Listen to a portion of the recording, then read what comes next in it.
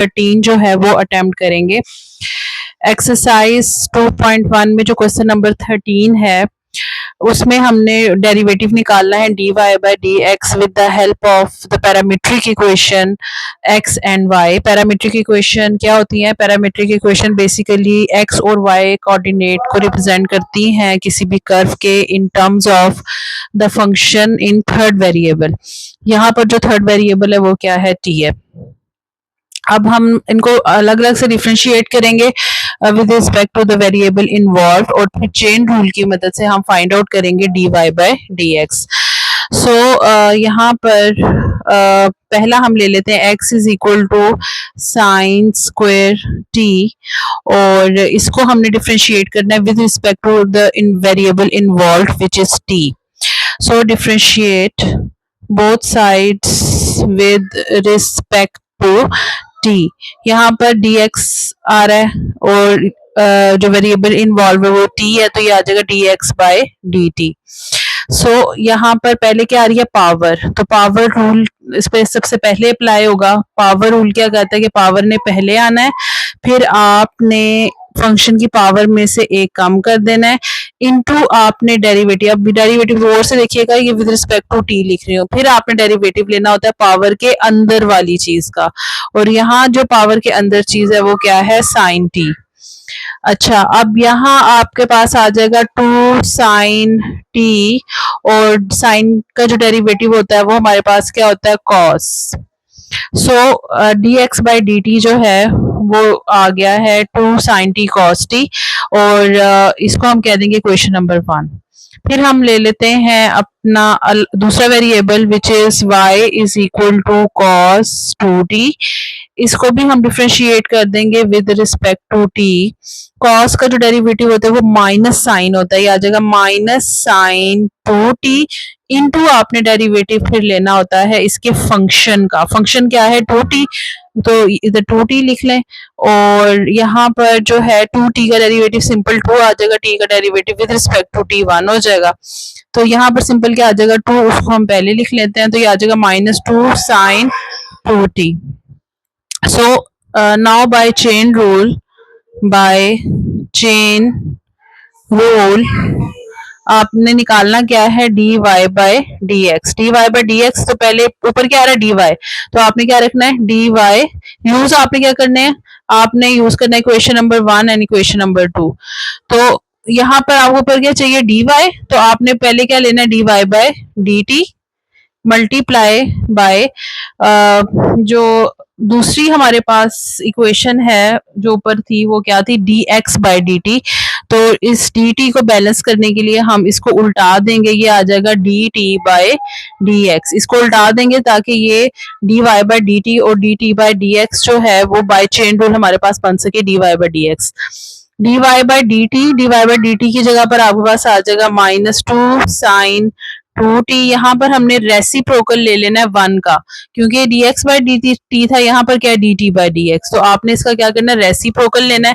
Reciprocal इसका लेंगे तो ये आएगा 1/2 साइन t cos t। अब जो हमारे पास साइन 2t होता है उसका फार्मूला क्या होता है? साइन 2t जो है वो इक्वल होता है 2 sine 2t, basically sign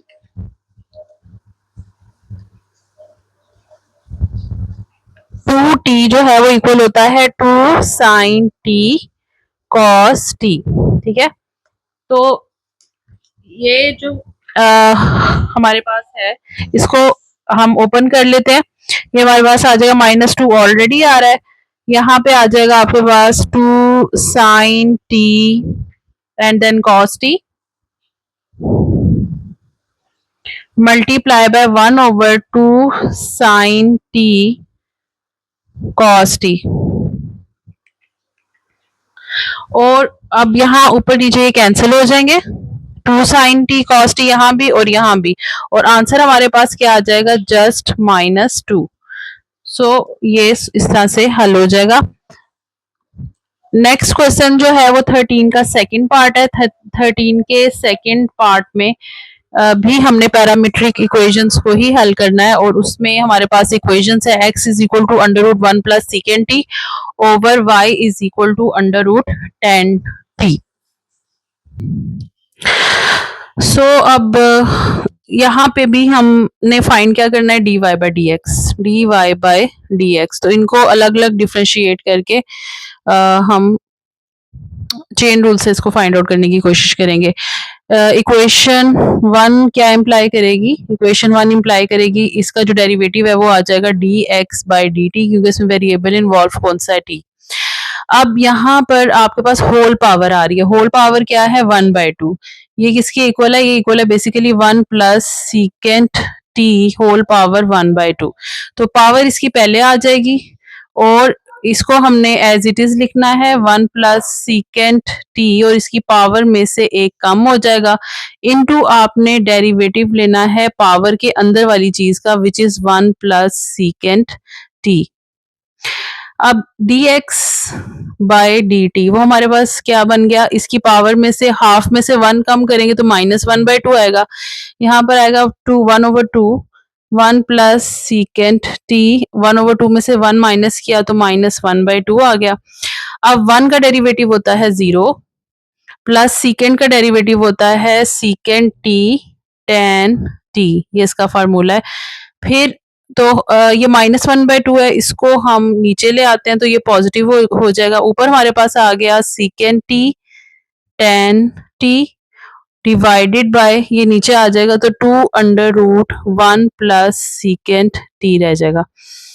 so ये इक्वेशन नंबर 3 हो गई। अब इक्वेशन नंबर जो है हम 2 को हल करने की कोशिश करते हैं। 2 को हमने सॉल्व करना तो ये आ जाएगा D Y by D T, इसकी डिफ्रेंसिएशन, इसमें भी होल पावर है 1/2, आपने 10 की पावर में से 1 कम कर देना है और फिर आपने डेरिवेटिव अप्लाई करना है 10 के ऊपर, यानी कि पावर के अंदर वाली चीज पे। तो ये इक्वल आ जाएगा 1/2 और tan t और इसकी पावर में से कम करेंगे -1/2। tan का डेरिवेटिव क्या आएगा, secant square T, tan x का डेरिवेटिव होता है सीकेंट स्क्वायर x, तो tan t का derivative secant square T. Again इसको पॉजिटिव करने के लिए हम नीचे ले जाते हैं तो ये आ जाएगा सीकेंट स्क्वायर टी ओवर 2 और इधर आ जाएगा √tan t। अच्छा, अब ये हो गई क्वेश्चन नंबर 4। अब हमने चूंकि चेन रूल से D Y by D X निकालना है तो वो हम देखते हैं कि हमारे पास अब क्या सिचुएशन बन रही है। D Y by D x by chain rule ये इक्वल होता है d Y by D t into d t by D x के बराबर। यहाँ पे जो सिचुएशन है उसमें हमारे पास equation number 3 d x by D t की है, equation number 4 d Y by D t. D Y by D t as it is हम लिख लेते हैं विच इज सीकेंट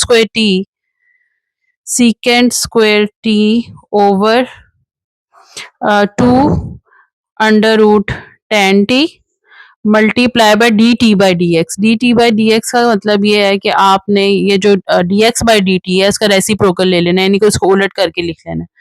तो ये आ जाएगा 2/√1 प्लस सीकेंट टी ओवर, इसको उलट के लिख रहे हैं सीकेंट टी tan टी, यहाँ पर आ जाएगा सीकेंट टी tan टी। यहाँ पे ये 2 और ये 2 कैंसिल हो रहे हैं, इसके अलावा जो कैंसिलेशन हो रही है वो हमारे पास है, एक सीकेंड यहाँ से कैंसिल हो जाएगा, एक सीकेंड हमारे पास यहाँ से कैंसिल हो जाएगा। So we are left with secant T √1 plus secant T over tan t and then √tan t। इन दोनों के बेस सेम है, आप इनकी पावर को ऐड कर सकते हैं। आंसर को हम यहाँ तक भी रख सकते हैं। अब यहाँ आंसर को आप इस तरह से भी रख सकते हैं, लेकिन चूंकि हम फाइंड आउट कर रहे हैं D Y by D X और इसमें फिर हम कोशिश करेंगे कि जो हमारे पास फाइनल आंसर आ रहा है उसमें टी अगर एलिमिनेट हो सकता है तो हम मैक्सिमम कोशिश करेंगे इसको एलिमिनेट कर दें।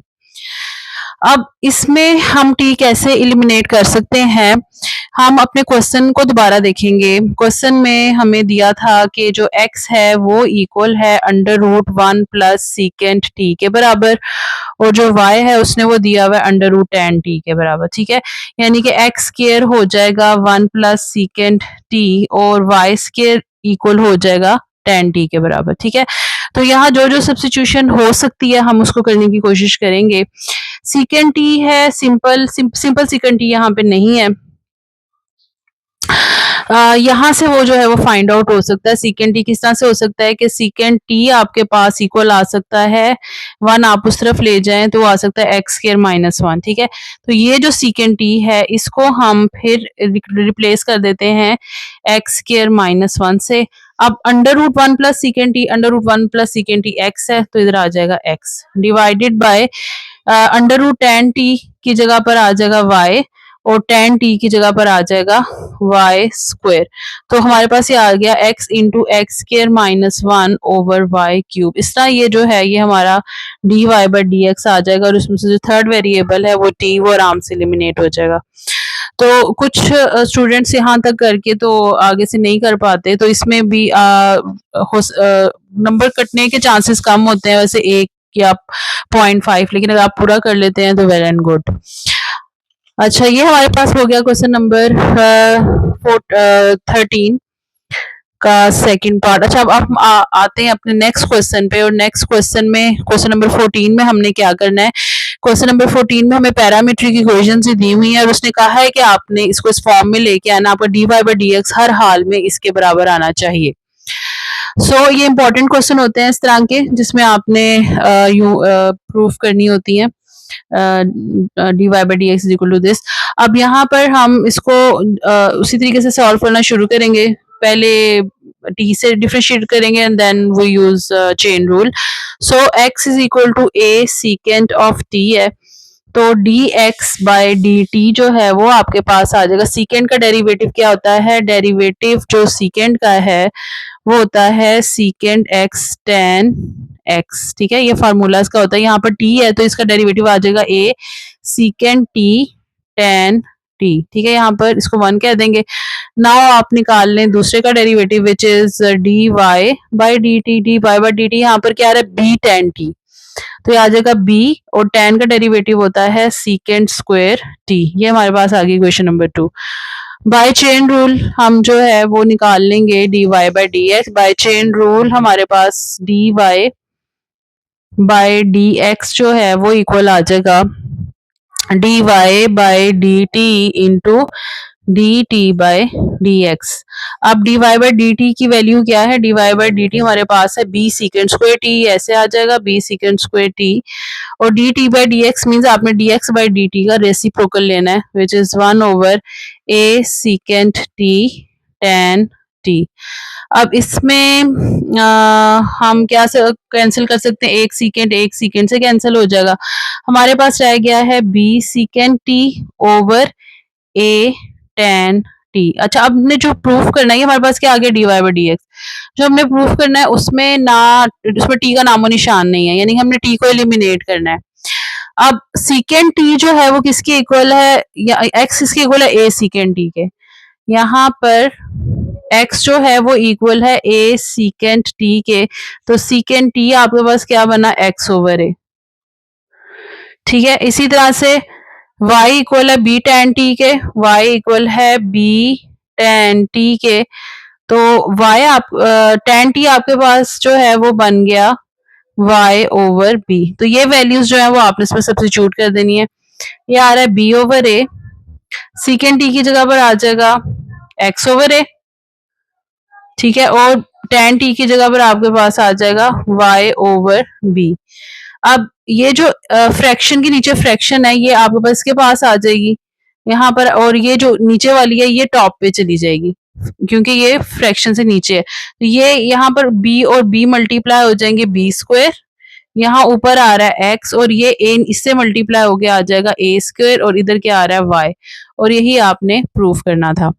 So this was very important question. उम्मीद है कि आपको कुछ इसमें से समझ आ गया होगा, और जब आप इसकी खुद प्रैक्टिस करेंगे तो इंशाल्लाह क्लियर हो जाएगा। Thank you.